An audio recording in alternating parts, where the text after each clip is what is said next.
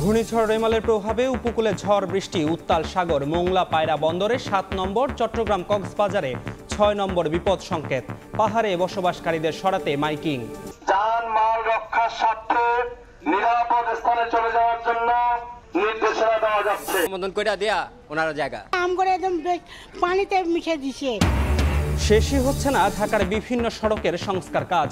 জনভোগান্তির সঙ্গে বাড়ছে প্রকল্পের খরচ, পকেট ভারী হচ্ছে ঠিকাদারের, জিম্মি জনপ্রতিনিধিরাও। এবং থমকে আছে প্রবাসী আয়। ২ বছরে ২৫ লাখ জনশক্তি দেশের বাইরে গেলেও বাড়ছে না রেমিটেন্স। আসছে বাজেটে প্রণোদনায় বরাদ্দ বাড়ানোর আহ্বান।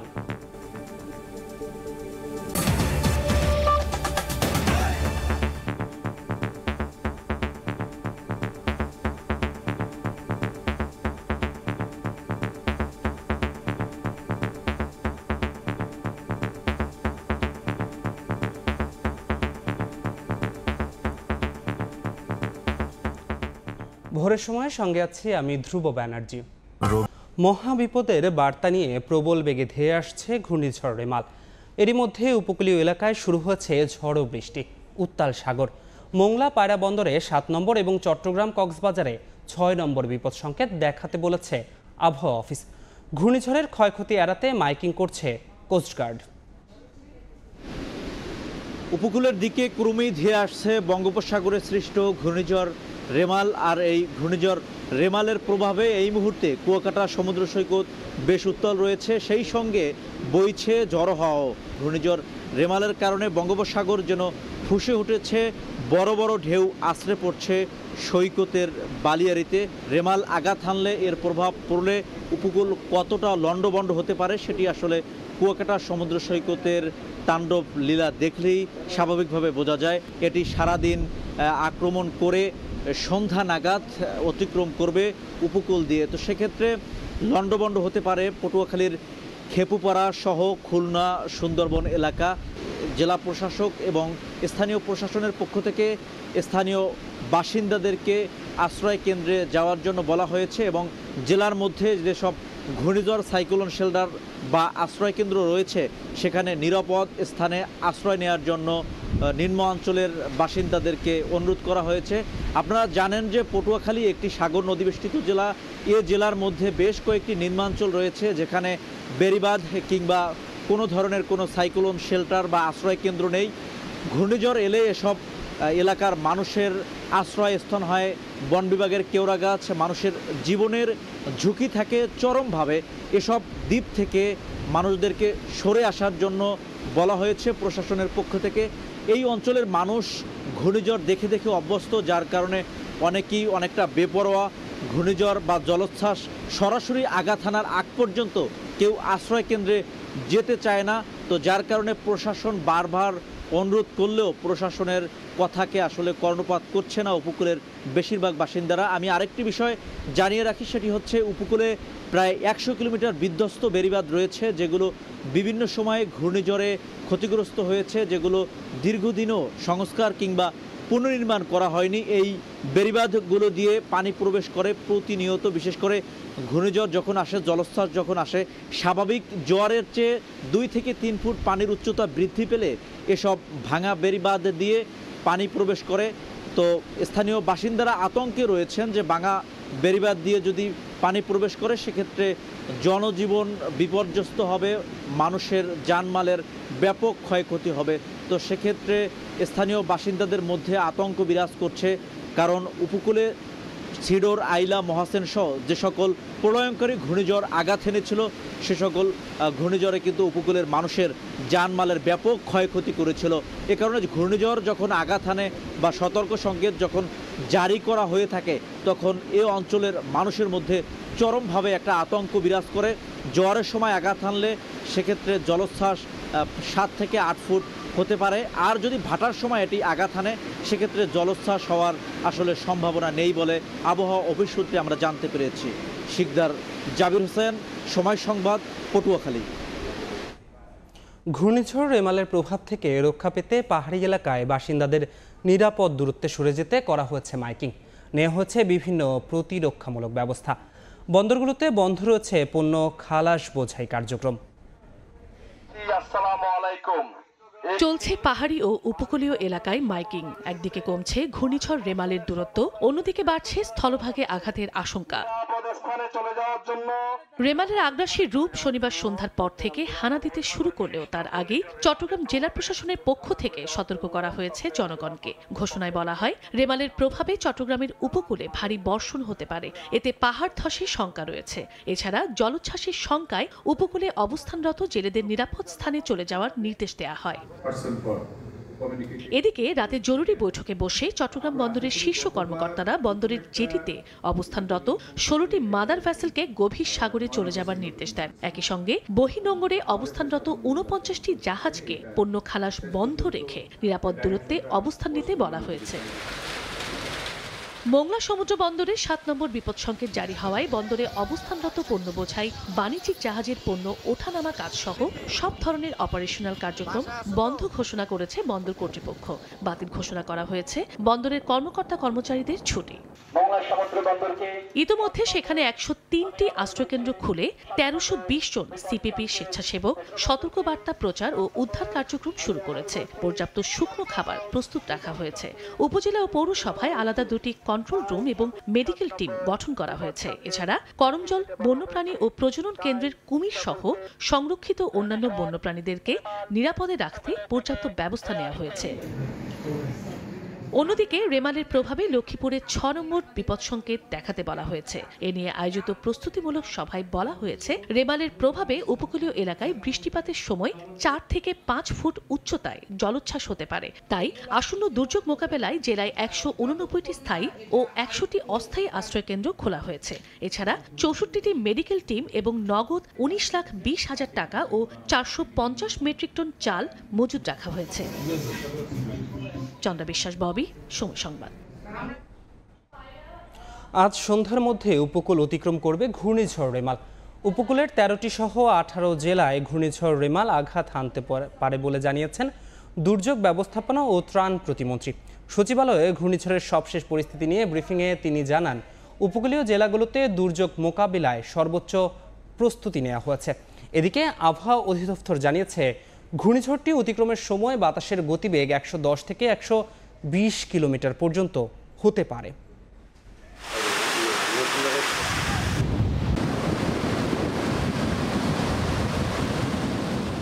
আবারও সেই ভয়াল 25 মে দিনটি মনে করিয়ে দেয় 2009 সালে ভয়ঙ্কর ঘূর্ণিঝড় আইলার তাণ্ডব।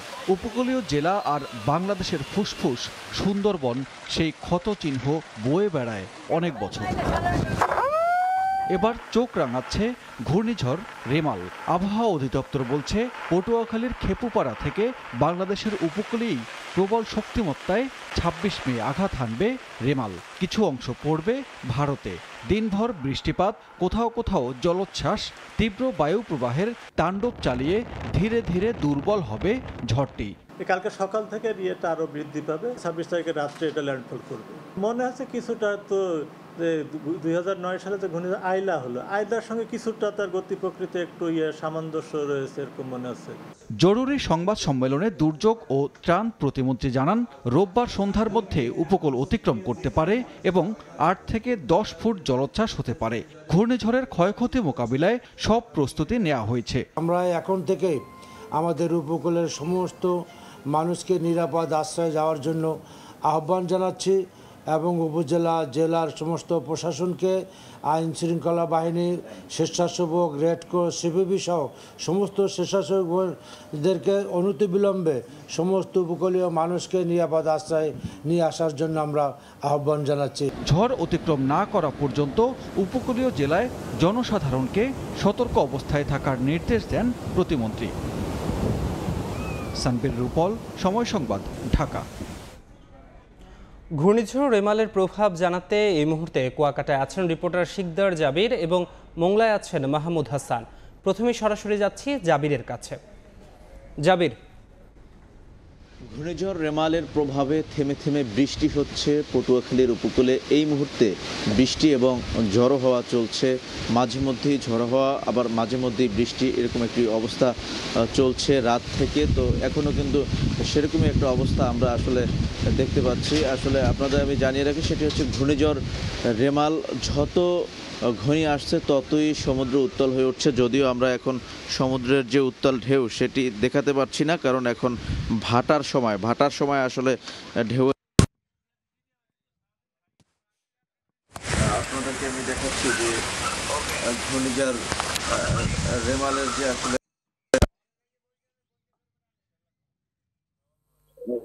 কারণে পায়রা সমুদ্র বন্দরে 7 নম্বর সতর্ক সংকেত এখনো জারি রয়েছে। যদিও দুর্যোগ মন্ত্রণালয় থেকে জানানো হয়েছে ভোরের দিকে এটি 10 নম্বর সতর্ক সংকেত করা হতে পারে, তবে এখনো পর্যন্ত কিন্তু সেই সতর্ক সংকেত আমরা পাইনি। তো 10 নম্বর সতর্ক সংকেত জারি হতে পারে। ঘূর্ণিঝড় রেমাল আঘাত হানবে এমন খবরে পটুয়াখালীর দ্বীপগুলো রয়েছে, সেই দ্বীপগুলোর মানুষের গত রাত নির্ভয়, কারণ আপনি জানেন যে পটুয়াখালীতে অন্তত আর বিচ্ছিন্ন দ্বীপ রয়েছে, যে দ্বীপগুলোতে কোন দ্বীপ সেই দ্বীপগুলোতে বেড়িবাঁধ নেই, সেই দ্বীপগুলোর মানুষের আতঙ্কে রয়েছে। তো বেড়িবাঁধের বাইরেরও কিছু জনপদ রয়েছে, যে জনপদগুলোর মানুষের এখন খুবই করুণ অবস্থা, তারা আতঙ্কে রয়েছেন। তো বেড়িবাঁধের বাইরেরও কিছু জনপদ রয়েছে, যেই জনপদের মানুষ আতঙ্কে রয়েছে। তো এতটুকু ছিল আমার কাছে সবশেষ তথ্য পটুয়াখালী থেকে। আমরা সরাসরি যুক্ত হব মংলাতে, সেখানে আছেন আমাদের সহকর্মী মাহমুদ হাসান। জানিয়েছে যে আস্তে আস্তে দেহে আসছে উপকূলের দিকে, সুন্দরবন এবং মংলা বন্দরটি অতিক্রম করতে পারে এমনটাই বার্তা দিয়েছে আবহাওয়া অফিস। তবে এই যে ঘূর্ণিঝড়ের যে প্রভাবটা, এখানে ইতিপূর্বে যতগুলো ঘূর্ণিঝড় হয়েছে মংলা বন্দর এলাকায় অথবা সুন্দরবন উপকূলীয় এলাকায় এভাবেই কিন্তু ঘুমুট অবস্থায় ছিল। তবে এখন পর্যন্ত কোনো বৃষ্টি বা বাতাসের আর্দ্রতা তেমন একটা বাড়েনি। তবে এইটাই হলো উপকূলীয় অঞ্চলের মানুষের জন্য ভয়, কারণ ইতিপূর্বে যতগুলো ঘূর্ণিঝড় হয়েছে অথবা যতগুলো আঘাত এনেছে ঘূর্ণিঝড়ে, এই অবস্থায় কিন্তু বিরাজ করেছিল। তবে এখানকার যে বন্দর কর্তৃপক্ষ আমাদের যে তথ্যটি জানিয়েছে যে তারা অ্যালার্ট 3 জারি করেছে এবং বন্দরে অবস্থানরত সকল প্রকার যে কার্যক্রম অর্থাৎ দেশি বিদেশি বাণিজ্যিক জাহাজের পণ্য ওঠানামা সম্পূর্ণ বন্ধ রেখেছে এবং বন্দরের সকল অপারেশন কার্যক্রম কিন্তু বন্ধ রেখেছে বলে আমাদেরকে হারবার বিভাগ থেকে জানিয়েছে। তবে এই অঞ্চলে যে মংলা উপজেলা রয়েছে, মংলা উপজেলাও কিন্তু পর্যাপ্ত ব্যবস্থা নিয়েছে। এখানে 103টি আশ্রয় কেন্দ্র আছে, অর্থাৎ সাইক্লোন শেল্টার, সেটা কিন্তু প্রস্তুত করে রেখেছে, শুকনো খাবার প্রস্তুত করে রেখেছে। যদি মানুষগুলো আশ্রয় কেন্দ্রে আশ্রয় নিতে যায়, সেখানে তাদের খাওয়া দাওয়া এবং থাকার ব্যবস্থা কিন্তু পর্যাপ্ত পরিমাণ করে রেখেছে। তবে আপনাদেরকে দেখাতে পাচ্ছি যে মংলা উপজেলা বা মংলা উপকূল অঞ্চলে বা মংলা বন্দর সংলগ্ন এলাকায় এখন পর্যন্ত কিন্তু তেমন কোনো প্রভাব, বড় ধরনের দুর্যোগপূর্ণ আবহাওয়া বা বৃষ্টি এখনো শুরু হয়নি। তবে উপকূলীয় অঞ্চলে যে মানুষগুলো বসবাস করছে, সুন্দরবন সংলগ্ন এলাকায় যে মানুষগুলো বসবাস করে, তারা কিন্তু নির্ঘুম রাত কাটিয়েছে। তার কারণ ইতিপূর্বে যতগুলো ঘূর্ণিঝড় হয়েছে তাদের কিন্তু ব্যাপক ক্ষয়ক্ষতি হয়েছিল, কাঁচা পাকা ঘরবাড়ি ভেঙে ফেলেছিল এবং এখানে যে জেলে পরিবার যারা রয়েছে, জেলে পরিবারের কিন্তু ব্যাপক ক্ষতি হয়েছিল। এবং তবে এই অঞ্চলের মানুষ একটা কথাই আমাদেরকে জানিয়েছে যে মায়ের মতন যে সুন্দরবনটা রয়েছে, এই সুন্দরবন কিন্তু প্রতিবার যতগুলো ঘূর্ণিঝড় এসেছে এই সুন্দরবনই কিন্তু এদেরকে রক্ষা করেছে, যাতে কোনো রকম বড় ধরনের ক্ষতি বা জানমালের তেমন একটা ক্ষতি কিন্তু হয়নি। কারণ সুন্দরবন যত বড় ঘূর্ণিঝড় এবং তাদের বাতাসের আর্দ্রতা অথবা বাতাসের গতিবেগ যত প্রচণ্ড আকারে আসুক না কেন, সুন্দরবন কিন্তু এটাকে মায়ের মতন আগলে রেখেছে যে মানুষের এখানে কোনো ক্ষয়ক্ষতি হয়নি। তবে এই ভরসাই কিন্তু মংলা উপজেলা বা মংলা উপকূলীয় অঞ্চলের মানুষ এই ভরসায় কিন্তু বুক বেঁধে রয়েছে। কিন্তু তারপরেও মানুষ কিন্তু আতঙ্কগ্রস্ত হয়ে পড়েছে যে এই ঘূর্ণিঝড়টা কিন্তু প্রচণ্ড আকার ধারণ করতে পারে। আবহাওয়া অফিস যে কথাটি জানিয়েছে যে ইতিপূর্বে যতগুলো ঘূর্ণিঝড় হয়েছিল, রেমাল চলে গেল, মহাসেন চলে গেল, ফণি চলে গেল, সিডর চলে গেল, আয়লা চলে গেল, এর সাথেও কিন্তু ভয়াবহ রূপ ধারণ করতে পারে এবারের যে ঘূর্ণিঝড়টি ধেয়ে আসছে, ঘূর্ণিঝড় রেমাল। এতে বড় ধরনের ক্ষতি হওয়ার সম্ভাবনা উপকূলীয় অঞ্চলের মানুষের উপর থেকে বয়ে যাবে কিন্তু। তবে এই অঞ্চলে আমি আপনাদের দেখাতে পাচ্ছি, আমরা এখন দাঁড়িয়ে আছি মংলা বন্দর এলাকায়, যে পশুর নদী এবং মংলা নদীর ত্রিমোহনায়। এখানে কিন্তু তেমন কোনো এখন পর্যন্ত কোনো প্রভাব আমরা দেখতে পাচ্ছি না। বড় ধরনের বাতাসের কিন্তু গতিবেগ তেমন একটা নেই এবং বৃষ্টিও নেই, তবে আকাশ কিন্তু গুমুট অবস্থায় রয়েছে।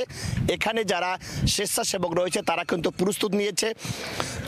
মংলা উপজেলায় 1320 জন স্বেচ্ছাসেবক রয়েছে, তারা কিন্তু মাইকিং করেছে এবং সিগন্যাল পতাকা যেটা উত্তোলন করা বা বলা হয় যে 2টি সিগন্যাল পতাকা উত্তোলন করে তাহলে মানুষ বুঝতে পারছে, কারণ এখানে সব মানুষই বলতে পারছে যে 2টি পতাকা উত্তোলন করা মানে হলো 5 থেকে 7 নম্বর যদি 5 থেকে 7 নম্বর বিপদ সংকেত হয় তাহলে 2টা পতাকা উত্তোলন করতে হয়। তবে সেই জন্য সিপিবি স্বেচ্ছাসেবকরা 2টি পতাকা উত্তোলন করেছে।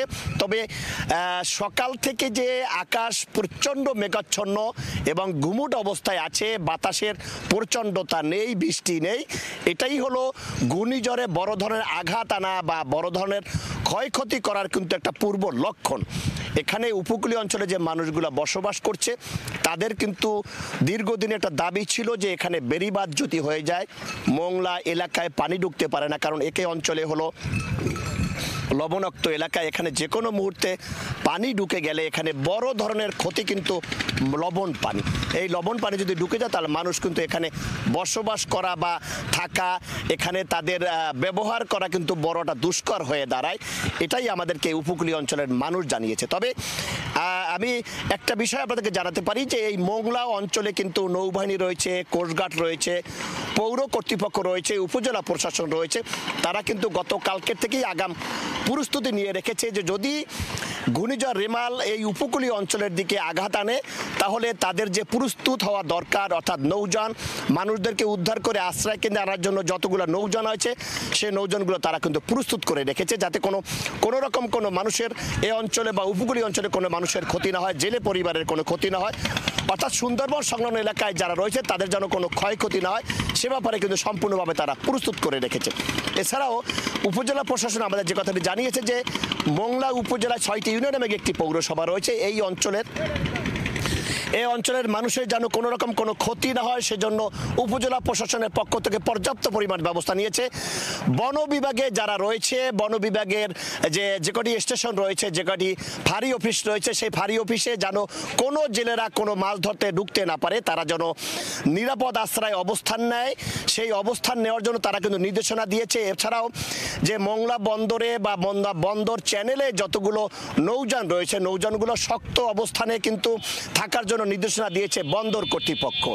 তবে এইখানে এই যে ঘূর্ণিঝড় উপকূলীয় অঞ্চলে যে ঘূর্ণিঝড় রেমালের যে প্রচণ্ড আঘাত অথবা এখানে যে ধেয়ে আসতেছে তার সর্বশেষ খবর ছিল আমার কাছে এই ছিল ঘূর্ণিঝড়ে যে কোনো রকম ক্ষয়ক্ষতি না হয় সেজন্য সর্বোচ্চ প্রস্তুতি নিয়েছে উপজেলা প্রশাসন সহ বন্দর কর্তৃপক্ষ। এই ছিল আমার কাছে ঘূর্ণিঝড় রেমালের সর্বশেষ খবর। ঘূর্ণিঝড় রেমালের সবশেষ খবর জানতে আমরা সরাসরি যুক্ত ছিলাম কুয়াকাটা এবং মংলা থেকে। অন্যদিকে ঘূর্ণিঝড় রেমালের কারণে ক্ষয়ক্ষতি এড়াতে কলকাতার নেতাজি সুভাষচন্দ্র আন্তর্জাতিক বিমানবন্দরে 21 ঘন্টা বিমান চলাচল বন্ধ রাখার ঘোষণা দিয়েছে বিমানবন্দর কর্তৃপক্ষ। বাতিল করা হচ্ছে দূরপাল্লার ট্রেন। এছাড়া পশ্চিমবঙ্গের সব উপকূল এলাকায় সতর্কতা জারি করেছে প্রশাসন। বিস্তারিত জানাচ্ছেন সুব্রত আচার্য। ঘূর্ণিঝড় রেমালের বড়সড় বিপর্যয়ের আশঙ্কা করছে পশ্চিমবঙ্গ রাজ্য প্রশাসন। এরই মধ্যে বেশ কিছু প্রশাসনিক ব্যবস্থার নির্দেশ দেওয়া হয়েছে রাজ্য সরকারের পক্ষ থেকে। কলকাতার নেতাজি সুভাষচন্দ্র আন্তর্জাতিক বিমানবন্দরে 21 ঘন্টার জন্য সব বিমান চলাচলে নিষেধাজ্ঞা দিয়েছে বিমানবন্দর কর্তৃপক্ষ। রবিবার দুপুর থেকে সোমবার সকাল পর্যন্ত এই নির্দেশনা কার্যকর থাকবে। অসংখ্য দূরপাল্লার ট্রেন বাতিল করেছে রেল মন্ত্রণালয়। বন্ধ হয়েছে আন্তনগর বাস ও ফেরি পরিষেবাও। মেদিনীপুরের দীঘা, দক্ষিণ 24 পরগনার বকখালি সহ রাজ্যের সব উপকূল এলাকায় সতর্কতা জারি করেছে প্রশাসন। এরই মধ্যে উপকূলের হোটেলগুলোকে খালি করার নির্দেশ দেওয়া হয়েছে। নতুন করে পর্যটকদের রুম ভাড়া না দেওয়ার নির্দেশও দিয়েছে প্রশাসন। শনিবার পশ্চিমবঙ্গ রাজ্য সরকারের দুর্যোগ ব্যবস্থাপনা দপ্তরের শীর্ষ কর্মকর্তারা এ বিষয়ে জরুরি বৈঠকে মিলিত হয়েছিলেন। সেখানে দুর্যোগ পরবর্তী সময়ে প্রশাসনিক সব ধরনের ব্যবস্থা নেওয়ার নির্দেশ দেওয়া হয়। উপকূলের আশ্রয় কেন্দ্রগুলোতেও পর্যাপ্ত শুকনো খাবার মজুত করা হয়েছে। উপকূল এলাকা থেকে সাধারণ মানুষকে নিরাপদ স্থানে সরিয়ে নেওয়ার কাজও শুরু হয়েছে। আলিপুর আবহাওয়া দপ্তর থেকে জানানো হয়, রেমালের প্রভাবে মেদিনীপুর, উত্তর ও দক্ষিণ 24 পরগনার এই 3 জেলার ওপর দিয়েই ঘন্টায় 110 থেকে 135 কিলোমিটার গতিতেও ঝড়ো হাওয়া বয়ে যেতে পারে। সুব্রত আচার্য, সময় সংবাদ, কলকাতা। বঙ্গোপসাগরে সৃষ্ট ঘূর্ণিঝড় সহ নানা দুর্যোগের আগাম বার্তা সংগ্রহে গুরুত্বপূর্ণ স্থাপনা কক্সবাজার রাডার স্টেশন। কিন্তু গেল 10 মাস ধরে মেয়াদ উত্তীর্ণ হয়ে অকেজো পড়ে আছে রাডার স্টেশনটি, যার কারণে বঙ্গোপসাগরের 400 কিলোমিটার পর্যন্ত ঘূর্ণিঝড় সহ নানা দুর্যোগের আগাম বার্তা নির্ণয় করা যাচ্ছে না। মোহাম্মদ ফরাজের ক্যামেরায় বিস্তারিত জানাচ্ছেন সুজাউদ্দিন রুবেল। বৈরী আবহাওয়া, সাগর উত্তাল, জোয়ারের পানি স্বাভাবিকের চেয়েও 4 থেকে 5 ফুট উচ্চতায় প্রবাহিত হচ্ছে। এমন পরিস্থিতিতে ঘূর্ণিঝড়ের আগাম বার্তা সংগ্রহ করে radar station. Cox's Bazar radar station, যা হিলটপ সার্কিট হাউসের পাশে অবস্থিত, বঙ্গোপসাগরের সৃষ্ট ঘূর্ণিঝড় সহ নানা দুর্যোগের আগাম বার্তা সংগ্রহ করে কক্সবাজার রাডার স্টেশন, যা চতুর্দিকে 400 কিলোমিটার দূরত্ব পর্যন্ত নিখুঁতভাবে আগাম সতর্ক বার্তা প্রদানে সক্ষম ডপলার রাডারটি। এই রাডারের মাধ্যমে প্রাপ্ত তথ্য ভিসেটের মাধ্যমে সঙ্গে সঙ্গে আবহাওয়া দপ্তর জানতে পারে। কিন্তু গেল 10 মাস ধরে কক্সবাজার রাডার স্টেশনটি মেয়াদ উত্তীর্ণ হয়ে অকেজো অবস্থায় পড়ে রয়েছে। এখন রাডার স্টেশনটি পাহারা দিচ্ছে পুলিশের কয়েকজন সদস্য। আবহাওয়া রাডার, এখানে তো কেউ থাকে না বা ওনাদের অফিস নেই। রাডারটির মেয়াদকাল 10 থেকে 12 বছর, কিন্তু কক্সবাজার রাডারটি ব্যবহৃত হয় 17 বছর। 2023 সালের 4 আগস্ট রাডার স্টেশনটি মেয়াদ উত্তীর্ণ হয়েছে বলে জানিয়েছে কক্সবাজার আবহাওয়া অফিস। রাডারের মেয়াদ হচ্ছে 10-12 বছর, এটা 17 বছর চলছে। তো ওটা তো আর এটা তো এমন না যে পার্টস একটা কিনতেও পাওয়া যায়, বাংলাদেশে তো এটা তো নাইও। তবে দ্রুত সময়ের মধ্যে রাডার স্টেশন পুনরায় চালু করার দাবি পর্যটক সহ স্থানীয়দের। আমরা পানিতে নামবো না ডাঙায় থাকবো, এটা তো আমরা বুঝতেই পারতেছি না। আমরা আল্লাহর উপর নির্ভর করে আবহাওয়াটা বুঝতেছি আর কি। রাডার স্টেশনটা মেয়াদ উত্তীর্ণ হওয়ার কারণে এটা ঠিকমতো কাজ করছে না, যার কারণে আমরা আসলে সঠিক সময়ে সঠিক তথ্যটা পাওয়া থেকে বঞ্চিত হচ্ছি। 2007 সালে জাপান সরকারের আর্থিক সহযোগিতায় রাডার সিস্টেমের উন্নয়ন করা হয়। কক্সবাজার রাডার স্টেশন, যার মেয়াদকাল 10 থেকে 12 বছর হলেও এটি 17 বছর পর্যন্ত সচল ছিল। গত বছর এটি অচল হয়ে যাওয়ার পর এখন অনেকটাই অকেজো পড়ে রয়েছে। সুজাউদ্দিন রুবেল, সময় সংবাদ, কক্সবাজার। ভোরের সময়ে আরও থাকছে, আয়ের চেয়ে ব্যয় বেশি, মহাসংকটে 250 বছরের চা শিল্প। বন্ধ হচ্ছে একের পর এক বাগান। সিন্ডিকেটের কারণে নিলামে দাম না পাওয়ার অভিযোগ মালিকদের। নানা অজুহাতে দিনের পর দিন পড়ে থাকছে ঢাকার বিভিন্ন সড়কের সংস্কার কাজ। এতে ভোগান্তির সঙ্গে পাল্লা দিয়ে বাড়ে প্রকল্পের খরচ। প্রায় সময় স্থানীয় জনপ্রতিনিধিরাও যেন অসহায় হয়ে পড়েন এদের কাছে। অসাধু সুবিধাভোগীদের জবাবদিহিতার মধ্যে আনা গেলে এই অনিয়ম থেকে বেরিয়ে আসা সম্ভব হবে বলে মত বিশেষজ্ঞদের। আলামিন তুষারের রিপোর্ট।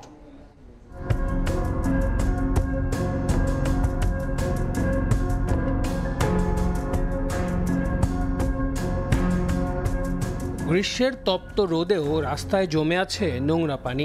দেখে মনে হতে পারে হয়তো কোনো নালা পার হচ্ছে শিশুরা।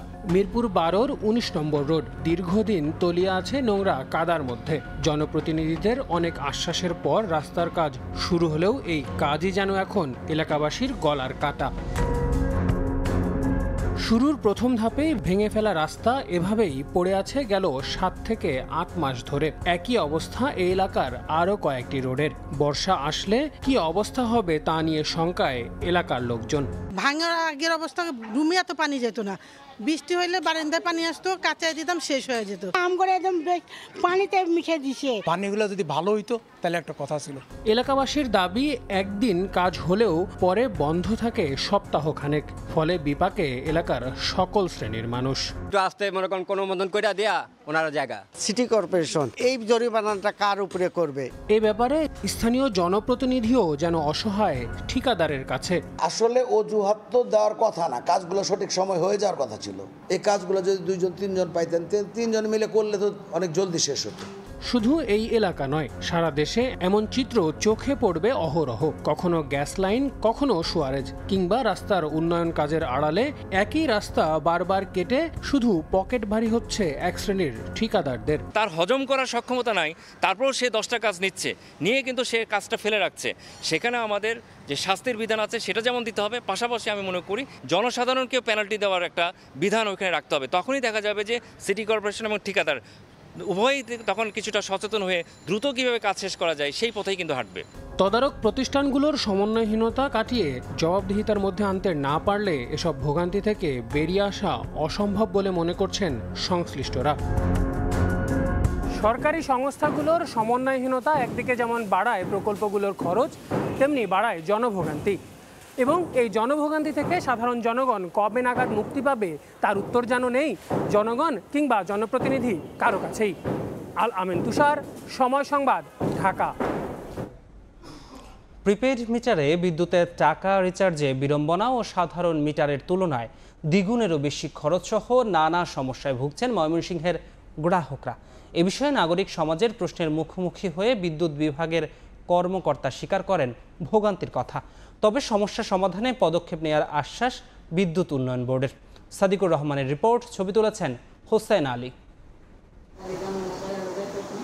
ময়মনসিংহ নগরের ডিবি রোড এলাকায় পরিবারের 4 সদস্য নিয়ে বাস করেন হালিমা আক্তার। তার অভিযোগ, বিদ্যুতের ব্যবহার আগের মতো থাকলেও প্রিপেড মিটার বসানোর পর থেকে আগের তুলনায় বিদ্যুৎ খরচ বাবদ তাকে গুনতে হচ্ছে দ্বিগুণেরও বেশি টাকা। কিছুদিন আগেই বিদ্যুৎ ব্যবহার না করেও 2 দিনে তার মিটার থেকে গায়েব হয়ে যায় 600 টাকা। মাসে বিল আসতো মনে করেন 2 ইউনিট মিলে 4000 টাকা, এখন আসে গত মাসে আমি বললাম না 8500 টাকা আমার রিচার্জ করতে হয়েছে। আগের পদ্ধতিতে বিদ্যুৎ বিল খুব সহজে বিকাশে পরিশোধ করা গেলেও প্রিপেড মিটারে রিচার্জে বহু ডিজিট চাপতে গিয়ে ভুল করায় লক হয়ে যাচ্ছে অনেকের মিটার। এতে বিদ্যুৎহীনতায় চরম বিড়ম্বনায় পড়ছেন অনেকেই। বিদ্যুৎ গ্রাহকদের অনেকেরই অভিযোগ, এই ডিজিটাল মিটার আসার পর তাদের খরচ আগের থেকে দ্বিগুণেরও বেশি হচ্ছে। এছাড়া অনেকগুলো ডিজিট চেপে রিচার্জ করার যে সিস্টেম, তাতে বিড়ম্বনায় পড়তে হচ্ছে অনেককে। বিদ্যুৎ বিড়ম্বনা নিরসনে জেলা প্রশাসনের উদ্যোগে ভুক্তভোগীদের মুখোমুখি করা হয় পিডিবির কর্মকর্তাদের। এ সময় উঠে আসা প্রিপেড মিটারে নানা ভোগান্তির অভিযোগ স্বীকার করেন বিদ্যুতের কর্মকর্তা। আশ্বাস দেন দ্রুত সমস্যা সমাধানের। একটা বাটনের যদি আমি একটা ডিজিট ভুল করি, সেক্ষেত্রে আবার পুনরায় রিসাইক্লিং করা লাগে কিংবা মুখখানে দৌড়াদৌড়ি করা লাগে, এটা একটা বিড়ম্বনা। বিদ্যুতে মেসেজ আসছে কিন্তু ভিতরে টাকা ঢুকে নাই, যার কারণে আমার বিদ্যুতের লাইন চালু হয়নি। আমরা যাতে বিকাশ অথবা যেভাবে করে টাকাটা সরাসরি মিটারে চলে যায়, এটার জন্য আমাদের কাজ সে চিন্তা ভাবনা চলছে এবং আশা করি দ্রুত আমরা স্মার্টে চলে যাব। পিডিবির নিজস্ব উদ্যোগে প্রিপেড মিটার স্থাপন প্রকল্পের আওতায় ময়মনসিংহ সদর উপজেলায় 20,000 প্রিপেড মিটার স্থাপন করা হয়েছে। এছাড়া উপজেলায় আরও 47,000 মিটার স্থাপনে কাজ চলমান রয়েছে। সাদিকুর রহমান, সময় সংবাদ, ময়মনসিংহ। বন্যার পানির চাপে ভেঙে যাওয়ার 5 বছরেও পুনর্নির্মাণ করা হয়নি জামালপুরের বকশীগঞ্জের বাঙালপাড়া খালের উপর নির্মিত সেতু। চলাচল ও সব ধরনের পরিবহনে ভোগান্তিতে পড়েছেন অন্তত 30,000 মানুষ। তবে নতুন সেতু নির্মাণে সম্ভাব্যতা যাচাইয়ের কাজ চলছে বলে জানিয়েছে এলজিইডি। জাহাঙ্গীর আলমের পাঠানো তথ্য, আবুল কালাম আজাদের ছবি নিয়ে রিপোর্ট। খালের দুপাশে পিলার, পাশে পড়ে আছে সেতুর ভাঙা অংশ। 2019 সালে বন্যায় প্রচণ্ড স্রোতে ভেঙে যায় জামালপুরের বকশীগঞ্জের বাঙালপাড়া খালের সেতু। এরপর 5 বছরেও পুনর্নির্মাণ করা হয়নি 30 মিটার দীর্ঘ সেতুটি। এতে উপজেলা শহরের সঙ্গে সেতুর পশ্চিম পাশের 10টি গ্রামের মানুষের সরাসরি সড়ক যোগাযোগে ছেদ পড়ে। যানবাহন চলতে না পারায় চলাচল ও সব ধরনের পরিবহনে ভোগান্তিতে পড়েছেন অন্তত 30,000 মানুষ। আবাদ মৌসুম করে ঠিক মতো হাট বাজারে নিজের পাই না, রাস্তাঘাট নাই, এড়া রোগী অসুস্থ হলে যেতে মারা এই জায়গা, যাতায়াত খুব সমস্যা, বাজার ঘাট করা খুব কষ্ট, স্কুলে যাইতে অনেক সমস্যা হয়, অনেক রাস্তা ঘুরতে হয়। এলজিইডি জানায় সেতু নির্মাণে সম্ভাব্যতা যাচাই চলছে। সব ঠিক থাকলে আগামী 1 বছরের মধ্যে নতুন সেতু নির্মাণের আশ্বাস সংশ্লিষ্ট কর্মকর্তার। আমাদের পিডি স্যারকে নিয়ে ওখানে পরিদর্শন করি। পিডি স্যার বলছেন যে এটা ভবিষ্যতে এই কাজটা সম্ভব হবে ব্রিজটা করার জন্য, আর উনি চেষ্টা করতেছেন। তো আমরা আশা করতেছি 1 বছরের মধ্যে ব্রিজটি কাজ শুরু হয়ে যাবে। সেতুটি পুনর্নির্মাণে প্রাথমিক ব্যয় ধরা হয়েছে 8 কোটি টাকা। সময় সংবাদ, জামালপুর। ফেনীতে ট্রাকসহ 10,000 কেজি ভারতীয় চিনি জব্দ করা হয়েছে। শনিবার বিকেলে মহামায়া ইউনিয়নের পশ্চিম দেবপুরের মেম্বার ওবায়দুলের খামার বাড়িতে অভিযান চালায় এনএসআই ও পুলিশ। এ সময় 198 বস্তায় 10,000 কেজি ভারতীয় অবৈধ চিনি উদ্ধার করা হয়, তবে কাউকে আটক করা যায়নি। এ ঘটনায় আরিফ নামে একজনকে আসামি করে একটি মামলা করেছে পুলিশ।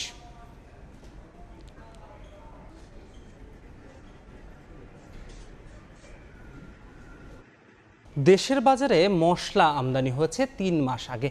কোরবানির ঈদ সামনে রেখে দাম বাড়ানোর সুযোগ নেই পণ্যটির।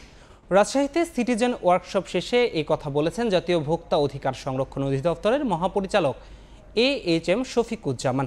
পর্যাপ্ত মজুদের পরও যারা এলসির অজুহাতে পণ্যের দাম বাড়াবে তাদের বিরুদ্ধে কঠোর ব্যবস্থা নেওয়া হবে বলেও হুঁশিয়ারি দেন তিনি।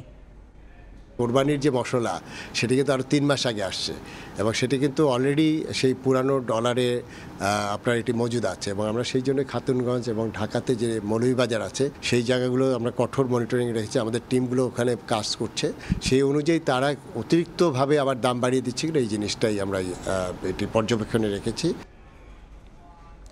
নাটোরে শুরু হচ্ছে আম নামানোর কার্যক্রম। প্রথম দিন আড়তগুলোতে গোপালভোগ, গুটি ও বৈশাখী জাতের আম সরবরাহ করেন বাগান মালিকরা। বিরূপ আবহাওয়ায় গত বছরের চেয়ে উৎপাদন কম হওয়ায় দাম এবার বেশি। আল মামুনের পাঠানো তথ্য ও রোকনুজ্জামানের ছবিতে রিপোর্ট। দেশের আম উৎপাদনের অন্যতম জেলা নাটোর। গোপালভোগ, খিরসাপাত, রানী পছন্দ, লক্ষণভোগ সহ 13টি মিষ্টি জাতের আম উৎপাদন হয় এই জেলায়।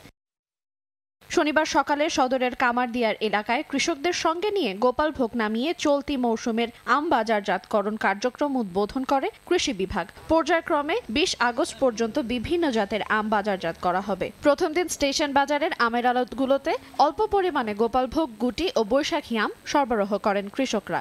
গত বছরকার তুলনায় অনেক আম কম আছে, ঠিক আছে, আর পাইকার কেবল আসা শুরু করেছে আজকে থেকেই। গত বছর প্রতি গাছে 5 থেকে 6 মণ আম উৎপাদন হয়েছিল, তবে এবার গাছ প্রতি 1 থেকে 2 মণ আম উৎপাদন হবে বলে ধারণা কৃষকদের। এতে বাজারে সরবরাহ কম হলেও কেজিতে 20 থেকে 25 টাকা দাম পাওয়ার আশা বাগান মালিকদের। গত বছর আমরা 40 টাকা বেচছি, 35 টাকা কেজি বেচছি, খেসা আম বেচছি, কিন্তু এই আমটাই এবার তার ডবল দাম। গাছে মূল কম আছে আর পোকার উপদ্রব বেশি কারণে মূল অনেক ঝরে গেছে, নষ্ট হয়ে গেছে।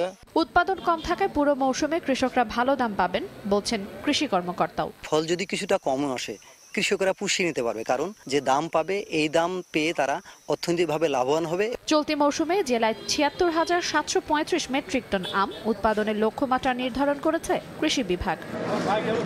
সময় সংবাদ, নাটোর। আবারও ঘূর্ণিঝড়ের খবর। রেমালের কেন্দ্রভাগ পটুয়াখালীর খেপু পাড়ায় আঘাত হানতে পারে বলে জানিয়েছে আবহাওয়া অধিদপ্তর। উপকূলীয় এলাকায় বিরাজ করছে বৈরী আবহাওয়া। এই মুহূর্তে পটুয়াখালীর খেপু পাড়ায় আছেন রিপোর্টার শাকিল মাহমুদ, ভোলায় আছেন রিপোর্টার নাসির উদ্দিন লিটন এবং খুলনার রূপসা নদীর পাড়ে আছেন রিপোর্টার আবদুল্লাহ আল মামুন রুবেল। সরাসরি প্রথমে যাচ্ছি শাকিলের কাছে। শাকিল, দেখুন, ঘূর্ণিঝড় কিন্তু এরই মধ্যে তার যে প্রভাব তা কিন্তু দেখাতে শুরু করেছে। আমরা এই মুহূর্তে আছি পটুয়াখালীর খেপুপাড়া এলাকায় এবং এখানে কিন্তু আমরা দেখতে পাচ্ছি যে যেমন বাতাস বইছে তেমন কিন্তু গুড়ি গুড়ি বৃষ্টি পড়ছে। তবে এখানকার যারা উপকূলের যারা মানুষগুলো আছে তারা কিন্তু অনেকটাই আসলে এই ঘূর্ণিঝড় রেমালকে কেন্দ্র করে কিন্তু অনেকটাই আতঙ্কিত। যদিও আমরা দেখেছি যে আসলে এই ঘূর্ণিঝড়কে মোকাবেলায় সব ধরনেরই কিন্তু প্রস্তুতি গ্রহণ করেছে প্রশাসন। আমরা কথা বলেছিলাম বিভাগীয় স্বাস্থ্য পরিচালকের সাথে, তিনি যেটা আমাদেরকে জানিয়েছে এরই মধ্যে কিন্তু 470টি মেডিকেল টিম কিন্তু গঠন করা হয়েছে এবং এরা কিন্তু বরিশালের আসলে যেসব উপকূলীয় এলাকাগুলো আছে সেগুলোতে যেমন কাজ করবে এই ঘূর্ণিঝড় আঘাত হানার পরে, তার পাশাপাশি তিনি জানিয়েছেন যে আসলে কোনো ধরনের কিন্তু কোনো ঔষধের সংকট নেই বলেও কিন্তু তিনি আমাদের জানিয়েছেন। এছাড়া বরিশাল বিভাগে ৩,৯৭৪টি আশ্রয়কেন্দ্র প্রস্তুত রয়েছে বলে জানিয়েছে সিপিপি। এছাড়া ৬,২৪৭টি প্রাথমিক বিদ্যালয় ও ১,০৬৬টি মাধ্যমিক বিদ্যালয় আশ্রয়ের জন্য কিন্তু খোলা রাখা হয়েছে এবং প্রশাসন কিন্তু সব ধরনের প্রস্তুতি গ্রহণ করেছে। আমরা কিন্তু দেখেছি কাল থেকে দফায় দফায় কিন্তু আসলে প্রশাসন তারা একের পর এক মিটিং করেছে এবং কিভাবে আসলে এই ঘূর্ণিঝড়কে তারা মোকাবেলা করবে তা নিয়ে কিন্তু তারা সব ধরনের প্রস্তুতি গ্রহণ করেছে। আমরা কথা বলছিলাম সিপিপির সাথে, তারা যেটা আমাদেরকে জানিয়েছে যে বরিশাল বিভাগে ৩২,৫০০ স্বেচ্ছাসেবক কিন্তু তারা প্রস্তুত রেখেছে। এছাড়া রেড ক্রিসেন্টের প্রায় ১,৫০০ স্বেচ্ছাসেবক প্রস্তুত রয়েছে। আমরা কিন্তু এখানে যখন এসেছি এই পটুয়াখালীর খেপুপাড়ায়, আপনি জানেন যে পায়রা সমুদ্র বন্দরের থেকে কিন্তু খুব কাছাকাছি ঘূর্ণিঝড় রেমাল এবং এখানে কিন্তু এরই মধ্যে কিন্তু তারা এই ঘূর্ণিঝড়টি কিন্তু প্রভাব দেখানো শুরু করেছে। আমরা এখানের যারা উপকূলের যারা মানুষ আছে তাদের সাথে কথা বলেছি, তারা জানিয়েছে যে প্রতিবারই তো যত ঘূর্ণিঝড় আছে সবগুলোই কিন্তু তারা মোকাবেলা করে, কিন্তু এবারের এই ঝড়টিকে মোকাবেলা করতেও কিন্তু তারা প্রস্তুত রয়েছেন। তবে ক্ষয়ক্ষতি ঠিক কতটুকু হবে তা কিন্তু এখন পর্যন্ত তেমন একটা ধারণা না করা গেলেও কিন্তু প্রশাসনের দাবি কিন্তু অনেক ক্ষয়ক্ষতি হবে বলে কিন্তু প্রশাসন দাবি করেছে। তবে আমরা এখানে এসে যেটা দেখেছি যে এখন পর্যন্ত গুড়ি গুড়ি বৃষ্টি পড়ছে, এর সাথে বাতাসও বইছে। তবে এই যে উপকূলের যারা মানুষ আছে, যারা জেলে আছে, তারা কিন্তু আমরা দেখেছি যে এই জেলেরা কিন্তু তাদের যে ট্রলার আছে বা যে মাছ ধরার যে নৌকাগুলো আছে সেগুলো কিন্তু তারা নিরাপদ স্থানে নিয়ে এসেছে এবং এই ঘূর্ণিঝড়কে কিন্তু যাতে এই ঘূর্ণিঝড় মোকাবেলা করতে কিন্তু সব ধরনের প্রস্তুতি গ্রহণ করা হয়েছে বলে কিন্তু বরিশালের যে বিভাগীয় কমিশনার আছে তিনি আমাদেরকে জানিয়েছেন। এবং এই ঘূর্ণিঝড়ে আসলে ক্ষয়ক্ষতি ঠিক কতটা হবে তা কিন্তু এখন পর্যন্ত আন্দাজ না করা গেলেও অনেকটা ক্ষয়ক্ষতি হবে বলে কিন্তু ধারণা করছে সংশ্লিষ্টরা। এই ছিল আমার কাছে থাকা সবশেষ। আমরা যাব ভোলায় আছে আমাদের সহকর্মী নাসির উদ্দিন লিটন, জানবো তার কাছ থেকে সেখানকার পরিস্থিতি। ঘূর্ণিঝড় রেমালের প্রভাবে যে বৈরী প্রভাব সেটা কিন্তু ভোলায় শুরু হয়ে গেছে। কাল সন্ধ্যা থেকে যে বৃষ্টি এবং বাতাস শুরু হয়েছিল সময়ের সাথে সাথে কিন্তু সেটা ক্রমেই বেড়ে চলেছে। বাতাস দমকা বৃষ্টির সাথে সাথে কিন্তু মেঘনা এবং তেঁতুলিয়া নদীতে আমরা দেখতে পাচ্ছি যে পানিও বৃদ্ধি পেয়েছে, ক্রমেই পানি বৃদ্ধি পাচ্ছে। আমরা খবর নিয়ে জানতে পেরেছি ভোলার দক্ষিণে সাগরকুলের যে জনপদগুলো রয়েছে, ঢালচর, মুক্তি এবং মনপুরা, কলাতলির চর নিজাম সহ যেগুলো নিম্নাঞ্চল এবং চরাঞ্চল আছে সেগুলোতে জোয়ারের সময় স্বাভাবিকের চেয়ে কিছুটা পানি বেড়েছে রাতের জোয়ারে। এই ঘূর্ণিঝড়টি মোকাবেলা করার জন্য গতকাল সন্ধ্যার সময় জেলা দুর্যোগ ব্যবস্থাপনা কমিটির বিশেষ সভা অনুষ্ঠিত হয়েছে। সভায় জেলার ৭ উপজেলা ৭টি এবং জেলা সদরে একটি মোট ৮টি কন্ট্রোল রুম খুলে পুরো বিষয়টি তারা তদারকি করছেন। 3 ভাগে ঝড়টি মোকাবেলার জন্য প্রস্তুতি নিয়েছেন। এখানে ভোলা জেলা 869টি আশ্রয় কেন্দ্র প্রস্তুত রাখা হয়েছে এবং এই উদ্ধার কার্যক্রম পরিচালনার জন্য সিপিবি এবং রেড ক্রিসেন্ট মিলে প্রায় 14,000 স্বেচ্ছাসেবীকে প্রস্তুত রাখা হয়েছে এই উদ্ধার কাজের তৎপরতা করার জন্য। এবং প্রথম দিকে আজকে তারা চরাঞ্চল এবং ঝুঁকিপূর্ণ এলাকায় যারা বসবাস করেন তাদেরকে নিয়ে আসা হবে আশ্রয় কেন্দ্রে এবং নিরাপদে এই জন্য স্বেচ্ছাসেবীরা কাজ করবেন এবং ঝড় চলাকালীন সময় এবং ঝড়ের পরবর্তীতে এই 3টি ভাগে তারা কাজ করবেন। ভোলার আবহাওয়ার যে পরিস্থিতিটি গতকাল সন্ধ্যা 6টার কিছু পরে মূলত আকাশ মেঘে ঢেকে যায়, সে আকাশ এখন পর্যন্ত মেঘলাই রয়েছে। সে সময় দমকা বাতাসের সাথে ঝড়ো বৃষ্টি হয়েছিল, কিন্তু তারপরে থেমে থেমে গুড়ি গুড়ি বৃষ্টি, এই ধরনের বৃষ্টি হচ্ছে মাঝে মধ্যে। তো বিশেষ করে মেঘনা এবং তেঁতুলিয়া নদী নদীর পাড়ের যে এলাকাগুলো রয়েছে সেই এলাকাগুলোতে আসলে ঝড়ের প্রভাব এখন কিছুটা দেখা যাচ্ছে, যেহেতু বাতাস আছে নদীর পানি বাড়তে শুরু করেছে। তবে আমরা খোঁজ খবর নিয়ে জানতে পেরেছি যে ভোলার কোনো আশ্রয় কেন্দ্রে এখন পর্যন্ত কেউ আশ্রয় নেয়নি। কারণ হচ্ছে আজকে দিনের শুরু, এখন এখানে নদীর পাড়ে এবং চরাঞ্চলে যারা বসবাস করেন তারা কৃষিকাজ, গবাদি পশু লালন পালন করেন, এগুলো ছেড়ে তারা কেউ এখনো আশ্রয় কেন্দ্রে আসেননি। এবং এখন পর্যন্ত আমরা আসলে এই মেঘনার যে অঞ্চলে রয়েছি এই অঞ্চলে তেমন কোনো উদ্ধার অভিযানও আমরা এখন পর্যন্ত দেখিনি। আমরা সিপিবির কর্মীদের সাথে কথা বলেছি, তারা আর কিছুক্ষণের মধ্যেই ঝুঁকিপূর্ণ এলাকাগুলোতে তাদের কার্যক্রম শুরু করবে বলে জানিয়েছি।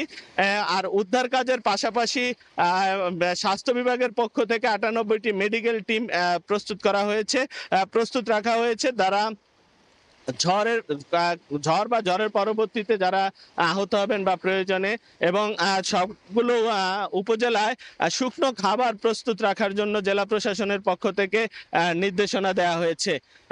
আর নদীর আমরা যে অংশে রয়েছে এই অংশে দেখতে পাচ্ছি যে কিছু ছোট ছোট জাহাজ এখানে নোঙর করে রাখা হয়েছে। বৈরী আবহাওয়ার কারণে এরা হয়তো গন্তব্য না গিয়ে যাত্রা বিরতি করে এখানে রেখেছে, যেন দক্ষিণে সাগরের দিকে বা মেঘনার গভীরে যত যায় তত হয়তো ঢেউ বেশি থাকার কারণে তারা এখানে এগুলো নোঙর করে রেখেছে।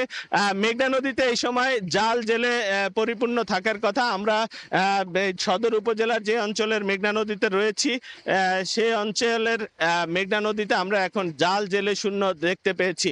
আগে থেকেই মৎস্য বিভাগ এবং স্থানীয় প্রশাসন কিন্তু জেলেদেরকে আবহাওয়া বার্তা অনুযায়ী নিরাপদে থাকার জন্য বলেছে। হয়তো সেই কারণেই হয়তো বা মেঘনা নদী চলছে। তো সময় যত বাড়ছে আসলে উপকূল এবং চরাঞ্চলের মানুষের মধ্যে এই ঘূর্ণিঝড় রেমালের নিয়ে আতঙ্ক তত বাড়ছে। তারা আসলে এই আতঙ্কের মধ্যেই এখন রয়েছে। কি হবে এ নিয়ে তাদের মধ্যে আসলে এক ধরনের আতঙ্ক বিরাজ করছে। খুলনায় আছেন আমাদের সহকর্মী আব্দুল্লাহ আল রুমেল, আমরা খুলনার খবর জানতে যাব রুবেলের কাছে। ঘূর্ণিঝড় রেমালের প্রভাব কিন্তু বেশ ভালোভাবেই পড়তে শুরু করেছে এই উপকূলীয় এলাকা খুলনাতেও। সকাল থেকে কিন্তু বৃষ্টি শুরু হয়েছে, গুড়ি গুড়ি বৃষ্টি হচ্ছে, কখনো কখনো কিন্তু বৃষ্টির পরিমাণ বাড়ছে, আবার বৃষ্টি কিছু সময় পর পর একটু থেমেও বৃষ্টি হচ্ছে। অন্যদিকে এখানকার যে নদীগুলোতে এই মুহূর্তে ভাটা থাকলেও নদীতে কিন্তু বেশ ভালো রকমের স্রোত রয়েছে, অর্থাৎ পানিতে বেশ স্রোত দেখা যাচ্ছে। এখানকার সাধারণ মানুষ যারা রয়েছেন তারা কিন্তু যারা ছাতা সহ অন্যান্য যে বৃষ্টি থেকে বাঁচার জন্য নানা রকম উপায় বের করে আসলে বের হচ্ছেন। একটু বলে রাখি, খুলনায় এই যে ঘূর্ণিঝড় রেমাল মোকাবেলা করতে কিন্তু বিভিন্ন উপকূলীয় এলাকায় 6 শতাধিক আশ্রয় কেন্দ্র আসলে প্রস্তুত করা হয়েছে বলে জেলা প্রশাসন থেকে আমাদেরকে জানানো হয়েছে। এর পাশাপাশি প্রায় 3000-এরও বেশি স্বেচ্ছাসেবী এখানে কাজ করছেন খুলনার বিভিন্ন উপকূলীয় এলাকায়, এর ভিতরে কয়রা, পাইকগাছা, দাকব, বটিয়াঘাটা এলাকা। এসব এলাকায় কিন্তু বিভিন্নভাবে বিভিন্ন নদীতে বেড়িবাঁধ ভাঙনের সংখ্যা রয়েছে। আবহাওয়া অফিস থেকে আমাদেরকে যেটি বলা হয়েছে যে আজ কিন্তু সারাদিন খুলনায় ভারী বৃষ্টিপাতের সম্ভাবনা রয়েছে, এবং ভারী বৃষ্টিপাত হলে কিন্তু এই সমস্ত এলাকার যে নদী ভাঙন এগুলো কিন্তু তলিয়ে যেতে পারে এবং গ্রাম কিন্তু প্লাবিত হয়ে যেতে পারে। এই কারণে কিন্তু আশ্রয় কেন্দ্রগুলোতে প্রস্তুত রাখা হয়েছে, এবং আশ্রয় কেন্দ্রে মানুষদের যাওয়ার জন্য স্বেচ্ছাসেবীদের পক্ষ থেকে কিন্তু আহ্বান জানানো হচ্ছে। উপকূলীয় এলাকায় আমরা খবর নিয়েছি অনেক আশ্রয় কেন্দ্রে কিন্তু মানুষ যাওয়া শুরু করেছে, বিশেষ করে বিভিন্ন নদীর পাড়ে যারা একেবারে নদীর তীর ঘেঁষে যাদের বাড়ি রয়েছে তারা কিন্তু আশ্রয় কেন্দ্রে যাওয়া আসলে শুরু করেছেন। এছাড়া বিভিন্নভাবে বিভিন্ন মেডিকেল টিমও কিন্তু আসলে প্রস্তুত রাখা হয়েছে। পাশাপাশি স্বেচ্ছাসেবী সংগঠনের যারা রয়েছেন তারা কিন্তু এলাকায় মাইকিং করছেন, এবং তারা আসলে বলছেন যে যাতে দ্রুত আশ্রয় কেন্দ্রে আসলে তারা চলে যায় সেই জন্য আসলে তাদেরকে ডেকে নিয়ে যাওয়া হচ্ছে। একটু বলে রাখি, এখানকার প্রায় 3 লাখ মানুষ কিন্তু খুলনার উপকূলীয় এলাকায় যারা হচ্ছে এই ঘূর্ণিঝড় রেমালের প্রভাবে ক্ষতিগ্রস্ত হতে পারেন, এবং এই সংখ্যা আসলে রয়েছে, এবং সেই কারণে কিন্তু এদেরকে আশ্রয় কেন্দ্রে নেওয়ার জন্য বলা হচ্ছে। অন্যদিকে যদি আমি একটু আবহাওয়া অফিসের তথ্য আপনাদেরকে জানিয়ে রাখি, আজকে গতকাল বিকেলের পরে যে সন্ধ্যার পরে যে 7 নম্বর সতর্ক সংকেত জারি করা হয়েছিল সেটি কিন্তু মোংলা বন্দরে এখনও বিদ্যমান রয়েছে। ফলে এখানে কিন্তু যে সমস্ত নৌকা বা নদীতে চলাচলের যে ব্যবস্থাগুলো রাখা হয়েছে সেখানেও কিন্তু বাড়তি সতর্কতা রাখা হয়েছে। হয়েছে এবং গভীর সমুদ্রে কিন্তু যেতে নিষেধ করা হয়েছে। এই সব কিছু মিলিয়ে খুলনার যে উপকূলীয় এলাকা, বিশেষ করে সুন্দরবন সংলগ্ন কয়রা, পাইকগাছা, দাকব, বটিয়াঘাট সব এলাকায় কিন্তু বাড়তি ঝুঁকি রয়েছে এই ঘূর্ণিঝড় রেমালের জন্য কিন্তু সব ধরনের প্রস্তুতি রাখা হয়েছে। এছাড়া সাতক্ষীরা, শ্যামনগর, বাগেরহাটের শরণখোলা এলাকাও কিন্তু বড় ধরনের প্রভাব পড়তে পারে। এই ছিল খুলনা থেকে আমার কাছে ঘূর্ণিঝড় রেমালের প্রভাব নিয়ে সবশেষ খবর। পৌনে 200 বছরের চা শিল্পে মহা সংকট চলছে। আর চেয়ে ব্যয় বেড়ে যাওয়ায় বাগান চালাতে হিমশিম খাচ্ছেন মালিকরা। বন্ধ হচ্ছে একের পর এক বাগান। সংকট নিরসনে সরকারের সহযোগিতা চান সংশ্লিষ্টরা। ইকরামুল কবিরের প্রতিবেদন, ছবি তুলেছেন নওশাদ আহমেদ চৌধুরী। দেশ স্বাধীনের পর 150টি বাগান নিয়ে যাত্রা শুরু করে চা শিল্প। ওই সময় চায়ের উৎপাদন হতো 3 কোটি কেজির মতো। 2023 সালে 168টি বাগানই উৎপাদন দাঁড়ায় 10 কোটি 30 লাখ কেজিতে। জলবায়ুর পরিবর্তন, বিদ্যুতের ঘন ঘন লোডশেডিং সহ নানা কারণে চায়ের মানসম্পন্ন উৎপাদন ব্যাহত হচ্ছে। তাতে চায়ের বাজারে উপযুক্ত মূল্য না পাওয়ায় বাগান বন্ধ করতে বাধ্য হচ্ছে বাগানের মালিকেরা। অনেকগুলো চা বাগানই বন্ধ হয়ে গেছে তহবিল সংকটের কারণে।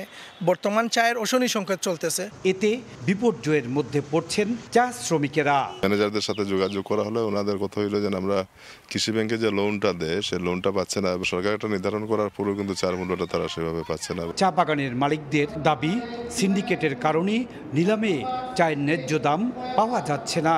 এই সংকট উত্তরণে সরকারের কাছে তারা নিলাম প্রথা তুলে দেওয়ার দাবি জানিয়েছেন। দরকার নাই নিলাম প্রথার, আমরা সরাসরি বিক্রি করব, সরাসরি সরকার ট্যাক্স ব্যাট আমাদের থেকে কালেক্ট করবে।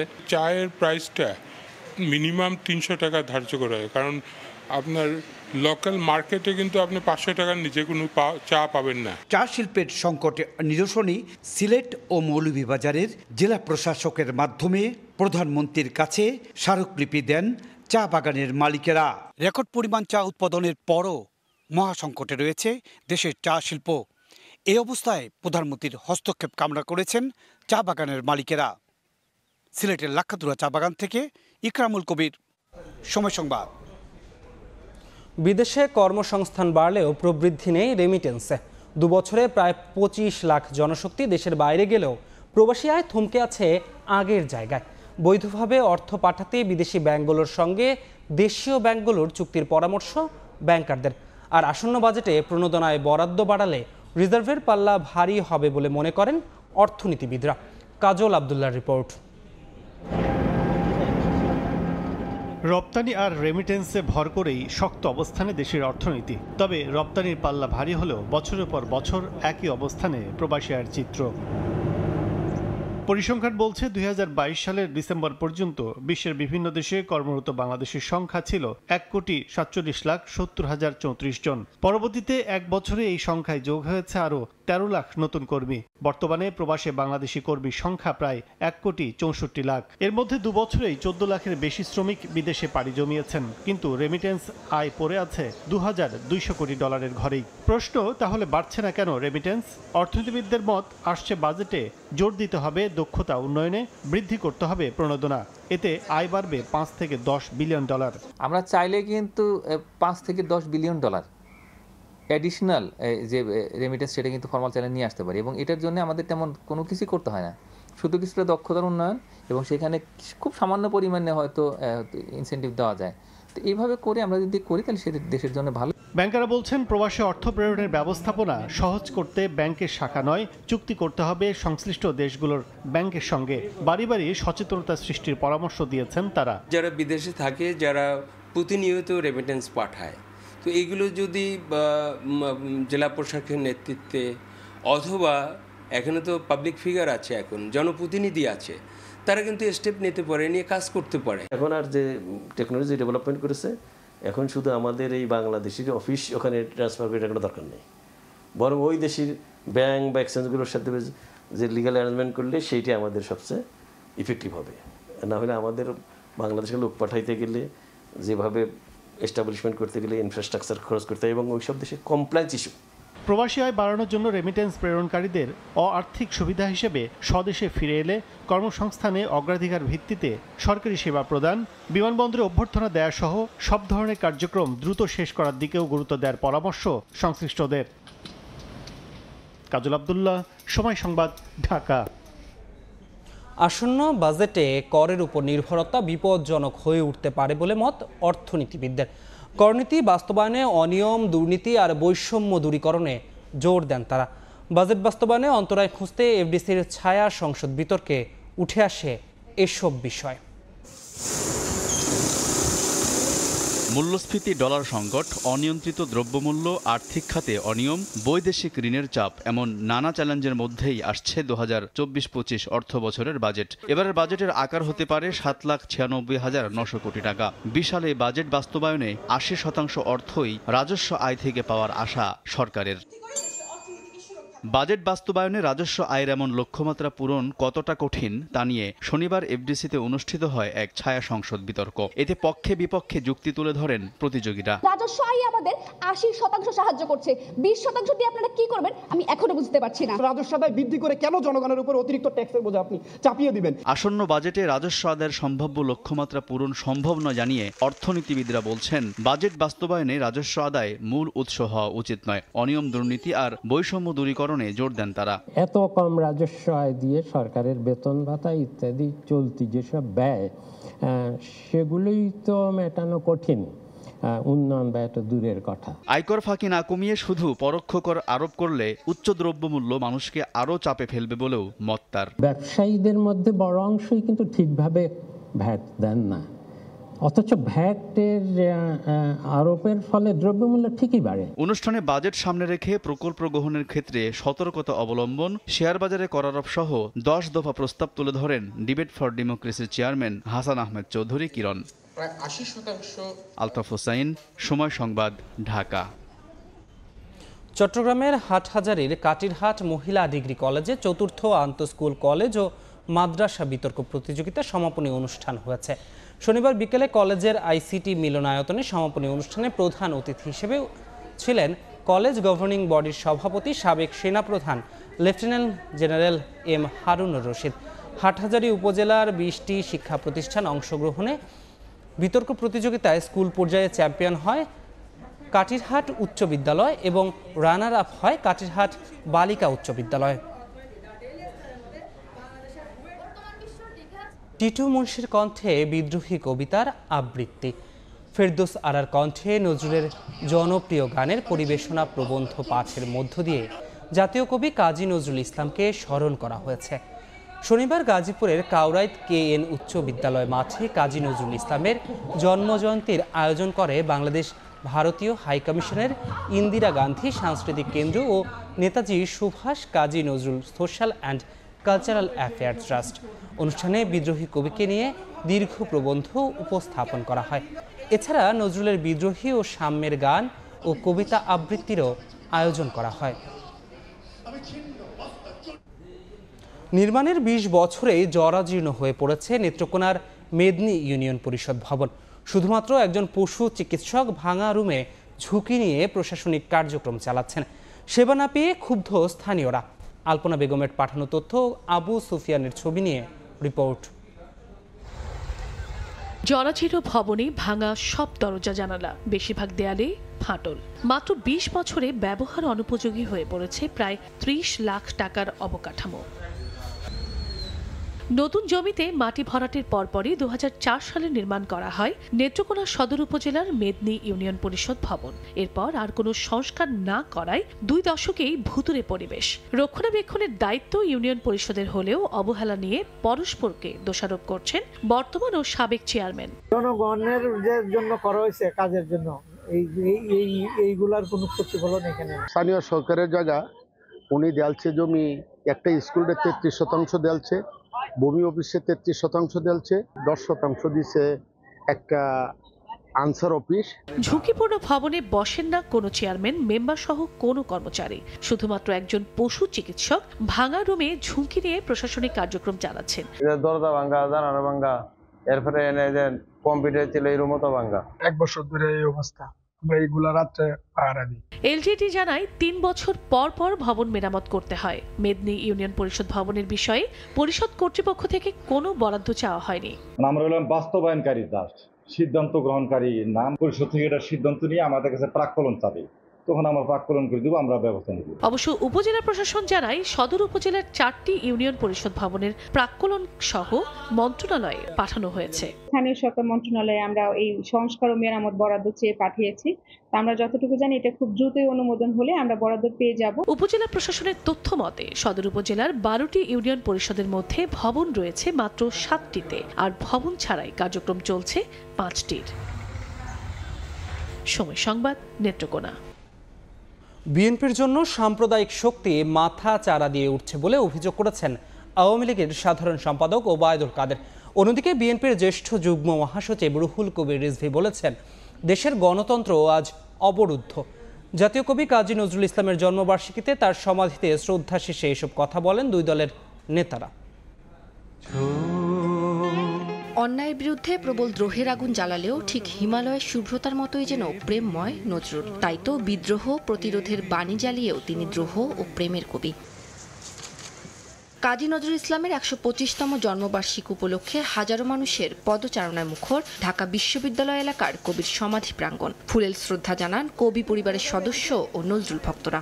কাজী নজরুল ইসলাম আমাদের জাতীয় কবি, তার জন্মদিবসে ছুটিটা ঘোষণা করা হোক।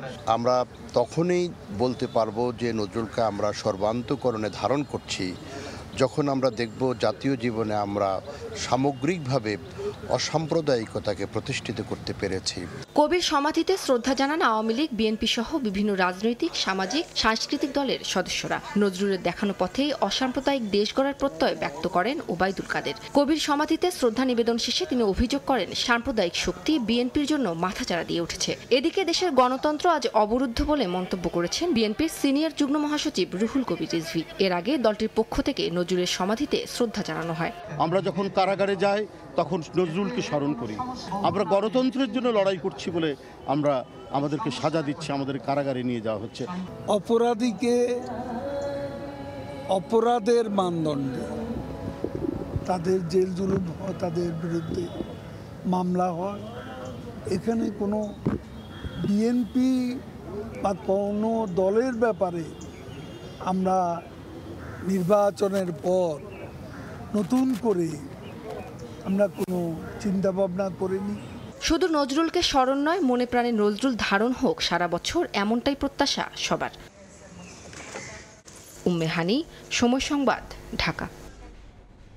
ব্রাহ্মণবাড়িয়ার তিতাস গ্যাস ফিল্ডের 14 নম্বর কূপের ওয়ার্ক ওভারের পর জাতীয় গ্রিডে যুক্ত হলো 12 থেকে 14 মিলিয়ন ঘনফুট গ্যাস। এতে দেশের গ্যাসভিত্তিক শিল্প কারখানাগুলোয় আরও গতি ফিরে আসবে বলে মনে করছেন সংশ্লিষ্টরা। হৃদয় পালের ক্যামেরায় উজ্জ্বল চক্রবর্তীর রিপোর্ট।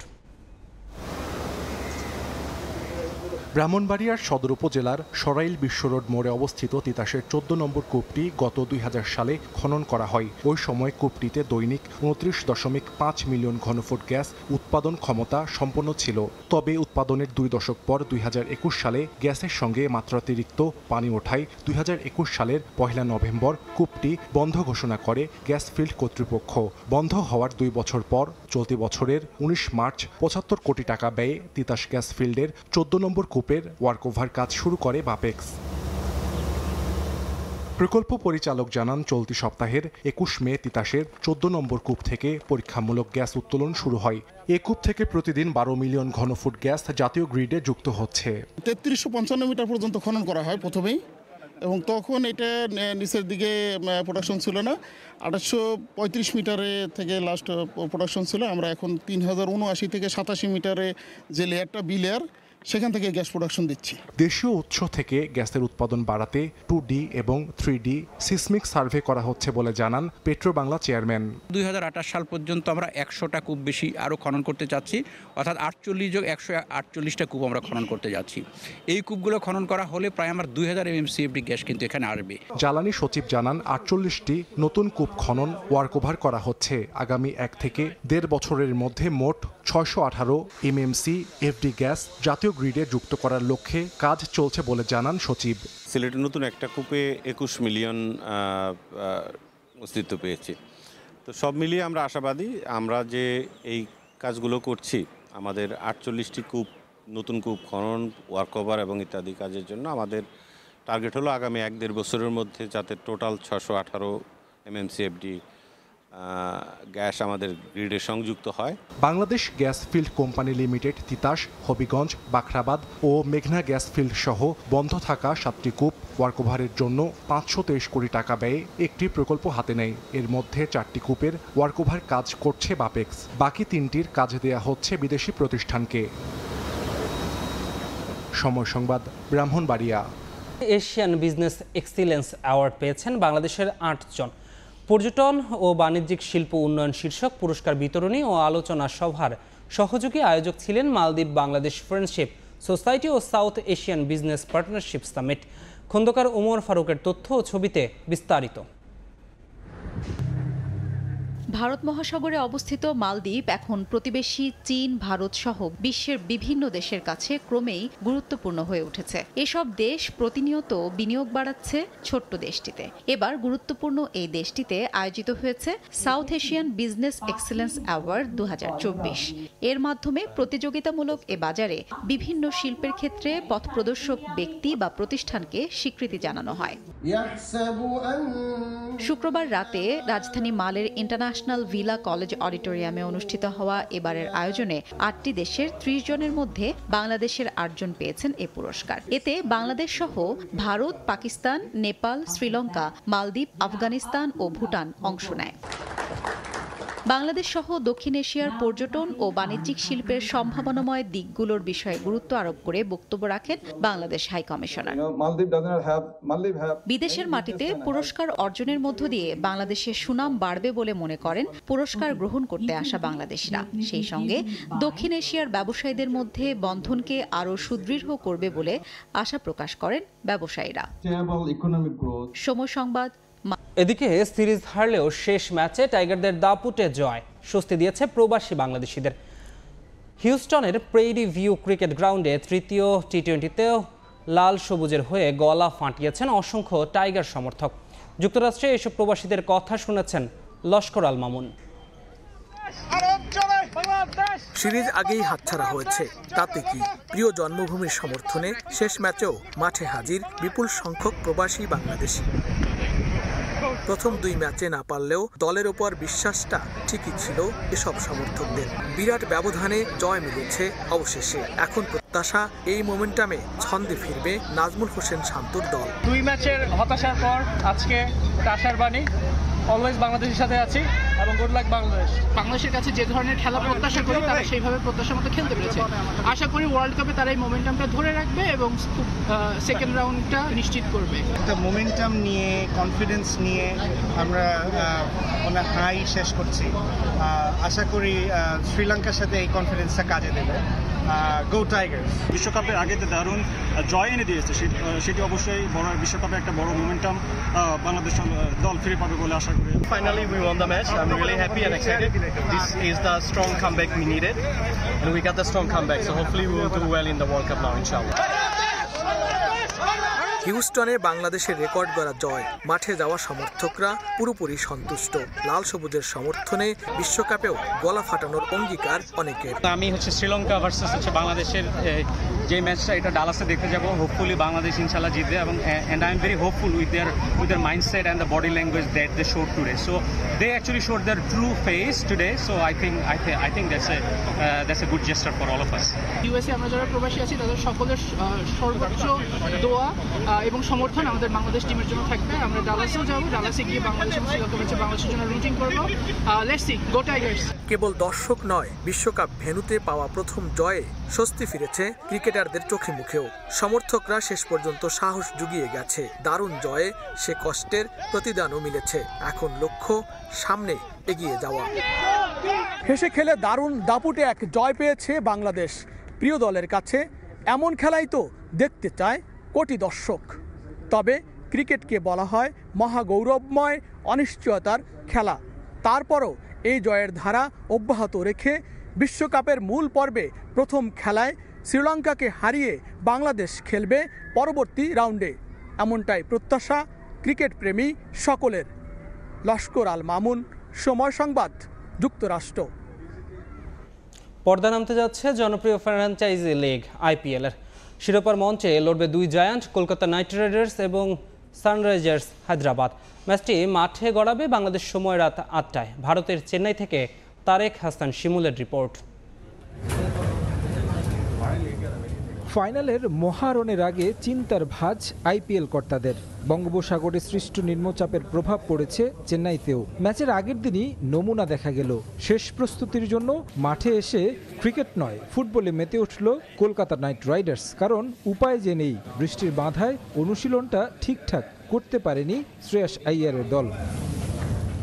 অবশ্য বৃষ্টির আগে গোটা দলটা মাঠে গা গরম করেছে, স্কিল ট্রেনিংও শুরু করেছিল। তবে শেষ করার আগেই চিপোকে নামলো ঝুম বৃষ্টি, দৌড়ে মাঠ ছাড়তে হলো ক্রিকেটারদের।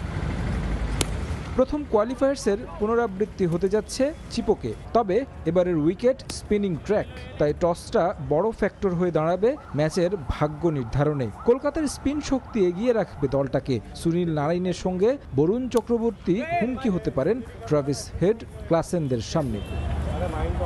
পেস ইউনিটে চিন্তার কারণ ছিল মিচেল স্টার্ক, তবে দারুণ ছন্দে ফিরেছেন এই অজি। আন্দ্রে রাসেল, হর্ষিত রানারা নিজেদের দিনে পিপাকে ফেলতে পারেন প্রতিপক্ষকে। সাবেক কিংবা বর্তমান সবার চোখে এগিয়ে কেকেআর, কারণ এই মৌসুমেই আগের দুই দেখায় বড় জয় পেয়েছে দলটা। পশ্চিমবঙ্গের দলটা সবশেষ শিরোপার দেখা পেয়েছিল 2014 সালে। 2016 সালে একবারই আইপিএলের চ্যাম্পিয়ন হয়েছিল সানরাইজার্স। সেবার টাইগার পেসার মোস্তাফিজ হয়েছিলেন আইপিএলের উদীয়মান ক্রিকেটার। এবার একরকম ট্রাভিস হেড আর অভিষেক শর্মার ব্যাটে চড়ে ফাইনালের মঞ্চে। যদিও 2018 সালে আরও একবার শিরোপার মঞ্চ থেকে হতাশ হয়ে ফিরতে হয়েছে এসআরএইচকে। ধোনির কাছে হেরে রানার্স আপ হয়েছিল তারা। এ মৌসুমে রান বন্যা বইয়েছে সানরাইজার্স, ব্যাটাররাই গড়ে দিয়েছে মূল পার্থক্য। ফাইনালের মঞ্চে কঠিন পরীক্ষা অপেক্ষা করছে তাদের জন্য, কারণ কলকাতার বোলাররা কামাল করেছে আসর জুড়ে। অবশ্য বিশ্বকাপ জয়ী অধিনায়ক প্যাট কামিন্স দলটার নেতৃত্বে গেল ম্যাচেও মাঝারি স্কোর নিয়ে আরআরকে হারিয়ে উঠেছে ফাইনালে। চিপকের উইকেটের বিবেচনায় বাংলার ক্রিকেটার শাহবাজ গড়ে দিতে পারেন পার্থক্য। পার্ট টাইমার অভিষেকও ভেলকি দেখিয়েছেন গেল ম্যাচে। চিপকের উইকেটে বলেই লড়াইটা মূলত হতে পারে বোলারদের মাঝে, তবে ফাইনাল বলেই ব্যাটিং পিচ হওয়ার সম্ভাবনাও উড়িয়ে দেয়া যায় না। প্রস্তুত চেন্নাই, প্রস্তুত ভারত। মহাফাইনালের আগে প্রস্তুতি সেরেছে কলকাতা নাইট রাইডার্স। তবে দিনটা বিশ্রামে কাটিয়েছে সানরাইজার্স হায়দ্রাবাদ। কেকেআরের 3 নাকি এসআরএইচের 2, সেটার নিষ্পত্তি হবে মাঠে। তবে ফাইনালের সব আয়োজন ভেস্তে যেতে পারে চেন্নাইয়ের বৈচিত্র্যময় ওয়েদারের কারণে। চিপাক থেকে তারেক হাসান শিমুল, সময় সংবাদ, চেন্নাই, ভারত। লাল সবুজের পতাকা হাতে 41,000 ফুট উচ্চতা থেকে ঝাঁপিয়ে পড়ে সফলভাবে পৃথিবীতে অবতরণ করলেন বাংলাদেশি যুবক আশিক চৌধুরী। যুক্তরাষ্ট্রের মেমফিসে সম্পন্ন হয় দুঃসাহসিক এই অভিযান। অল্পদিনের মধ্যেই গিনেস বুক অব ওয়ার্ল্ড রেকর্ডে ঠাঁই পাবে বলে আশা আশিক চৌধুরীর। Tazreen recur report. উচ্চতা ভীতি থাকা মানুষটি জীবনে 1000 ফুট উপর থেকে ঝাঁপিয়ে পড়েছেন অনেকবার। অদম্য ইচ্ছে শক্তির বলে ভয়কে করেছেন জয়। নিজেকে প্রতিষ্ঠা করেছেন একজন সফল স্কাইডাইভার হিসেবে। তবে আজকের এই ডাইভিং অন্য দিনের চেয়ে সম্পূর্ণ আলাদা, কেননা আশিক এবার লড়েছেন লাল সবুজের পতাকা হাতে দেশের জন্য। মেঘের ভাঁজে ভাঁজে পাখির মতো উড়ে জানান দেন বাংলাদেশকে, জানান দেন বাংলার মানুষের অদম্য সাহস আর শক্তির। যুক্তরাষ্ট্রের স্থানীয় সময় সকাল 8:45টায় মেমফিসে 41,000 ফুট উঁচু থেকে ঝাঁপ দিয়ে লাল সবুজের পতাকা হাতে মাটিতে সফলভাবে নেমে আসেন আশিক চৌধুরী। পৃথিবীর বুকে নামতে থাকা আশিক এক পর্যায়ে খুলেন প্যারাসুট। এরপর ধীরে ধীরে নেমে আসেন যুক্তরাষ্ট্রের মেমফিসের নির্ধারিত এয়ারফিল্ডে। উপস্থিত একমাত্র স্বজন স্ত্রীর চোখে মুখে তখন আনন্দের ঝিলিক। সফল এই স্কাই ডাইভিং দেশবাসীকে উৎসর্গ করেছেন স্কাইডাইভার আশিক চৌধুরী। প্রত্যাশা, the largest flag flown stratosphere নামের এই অভিযান অল্প দিনের মধ্যেই ঠাঁই করে নেবে গিনেস বুক অফ ওয়ার্ল্ড রেকর্ডসে। ভেরি ভেরি এক্সাইটিং, ভয় পাওয়ার মতো, এবং বাট আলহামদুলিল্লাহ সব ঠিকঠাক মতো হয়েছে। ফ্ল্যাগ শেষ পর্যন্ত ধরে রাখা গেছিল, which was very very tough as well. আমরা ইভেন্চুয়ালি আমি আসলে এসে ল্যান্ড করতে পারিনি এখানে। I landed maybe 200 meters away from the drop zone, but no major injuries, and we'll wait for the authorities to confirm the record. বৈমানিক পরিবারের সন্তান আশিক পেশায় ব্যাংকার হলেও রপ্ত করেছেন বিমান চালানো, পাশাপাশি স্বপ্ন দেখতেন পাখির মতো উড়ে বেড়ানোর। সেই স্বপ্ন থেকেই অনুশীলন শুরু করেন স্কাই ডাইভিংয়ে। বর্তমানে তিনি একজন সনদধারী স্কাই ডাইভার। তাজরিন রিকা, সময় সংবাদ, ঢাকা। এ পর্যায়ে শীর্ষ সংবাদগুলো জানিয়ে দিচ্ছি আরেকবার। ঘূর্ণিঝড় রেমালের প্রভাবে উপকূলে ঝড় বৃষ্টি, উত্তাল সাগর, মোংলা পায়রা বন্দরে 7 নম্বর, চট্টগ্রাম কক্সবাজারে 6 নম্বর বিপদ সংকেত। পাহাড়ে বসবাসকারীদের সরাতে মাইকিং। জানমাল রক্ষার স্বার্থে নিরাপদ স্থানে চলে যাওয়ার জন্য নির্দেশনা দেওয়া যাচ্ছে। ওনার জায়গা আমগরে একদম পানিতে মিশে দিছে। শেষই হচ্ছে না ঢাকার বিভিন্ন সড়কের সংস্কার কাজ, জনভোগান্তির সঙ্গে বাড়ছে প্রকল্পের খরচ, পকেট ভারী হচ্ছে ঠিকাদারদের জিম্মি জনপ্রতিনিধিরাও। এবং থমকে আছে প্রবাসী আয়, 2 বছরে 25 লাখ জনশক্তি দেশের বাইরে গেলেও বাড়ছে না রেমিটেন্স, আসছে বাজেটে প্রণোদনায় বরাদ্দ বাড়ানোর আহ্বান।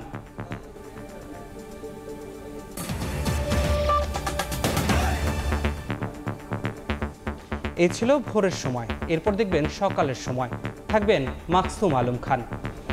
ধ্রুব, আপনাকে ধন্যবাদ। সকালের সময় নিয়ে ফিরছি কিছুক্ষণ পর, সঙ্গেই থাকুন সময়।